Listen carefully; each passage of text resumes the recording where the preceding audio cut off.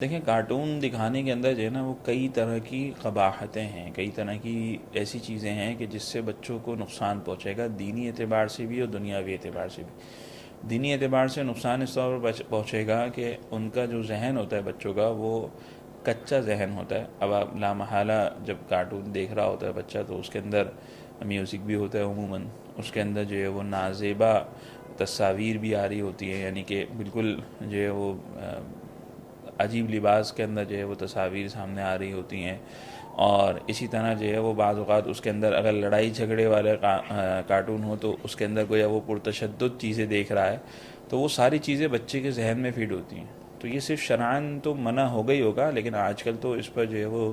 بہت سارے جو ہے وہ تحقیقیں جو کی جاتی ہیں، تو وہ لوگ بھی منع کرتے ہیں اس کو کہ بھئی اس کی وجہ سے بچے کی صحت پہ بھی بہت برے اثرات پڑتے ہیں، کہ لامحالہ وہ جب کارٹون دیکھتا ہے تو مستقل اسی کے اندر لگا رہتا ہے، اور ایسے بہت سارے واقعات بھی ہمارے سامنے آ جاتے ہیں کہ وہ کارٹون دیکھتے دیکھتے جو ہے وہ اپنے آپ کو وہ بچہ جو ہے وہی سمجھنے لگتا ہے اور اسی طرح کی حرکتیں کرنے لگتا ہے۔ تو اس سے نہ صرف اس کی صحت پر برا اثر پڑ رہا ہے، اور پھر ایک وقت ہوتا ہے کہ بچہ پھر تعلیم کا بھی قابل نہیں رہتا، پڑھنے میں اس کا دل نہیں لگتا،